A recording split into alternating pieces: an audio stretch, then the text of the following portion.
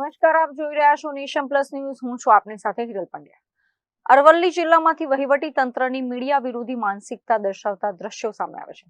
અરવલ્લી જિલ્લા પંચાયતના પ્રમુખ પદની વરણીની મહત્વપૂર્ણ પ્રક્રિયાનું કવરેજ કરવા પહોંચેલા લોકશાહીના ચોથા સ્તંભ એટલે કે પત્રકારોને અંદર જતા અટકાવવામાં આવ્યા હતા. આજે અરવલ્લી જિલ્લા પંચાયતના નવા પ્રમુખની વરણી માટેની સત્તાવાર કાર્યવાહી હાથ ધરવામાં આવી હતી. આ લોકશાહી પ્રક્રિયાની ક્ષણે ક્ષણની વિગતો જનતા સુધી પહોંચાડવા માટે જિલ્લાના તમામ પ્રિન્ટ અને ઇલેક્ટ્રોનિક મીડિયાના પ્રતિનિધિઓ પંચાયત ભવન ખાતે કવરેજ માટે પહોંચ્યા હતા.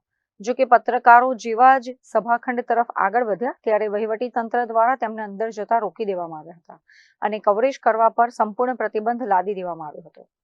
જ્યારે પત્રકારોએ આ અંગે જવાબ માંગ્યો ત્યારે નાયબ જિલ્લા વિકાસ અધિકારી જાગૃત પટેલે પત્રકારો સાથે ગેરવર્તણૂક કરી હતી અને સત્તાના નશામાં ચૂર થઈને અભદ્ર વર્તન કર્યું હતું. આ ઘટના બાદ મીડિયા કર્મીઓમાં તીવ્ર પ્રત્યાઘાતો પણ પડ્યા છે. અહીં મોટો સવાલ એ ઉભો થાય છે કે જો જિલ્લા પંચાયતની ચૂંટણી પ્રક્રિયા કાયદેસર અને પારદર્શક રીતે થઈ રહી હતી તો પછી વહીવટી તંત્રને મીડિયાથી કઈ વાતનો ડર હતો? ડીવાયડીડીઓ જાગૃતિ પટેલે કોના ઈશારે પત્રકારોને બાકાત રાખ્યા અને લોકશાહીના અધિકારોનું હનન કર્યું?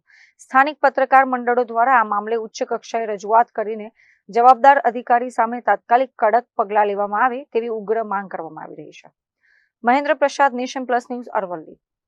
સમાચારોના સતત અપડેટ મેળવવા માટે અમારી નેશન પ્લસ ન્યૂઝની યુટ્યુબ ચેનલને સબસ્ક્રાઇબ કરો, બેલ આઇકન દબાવો અને જોડાયેલા રહો ફેસબુક, ઇન્સ્ટાગ્રામ અને ટ્વિટર પર.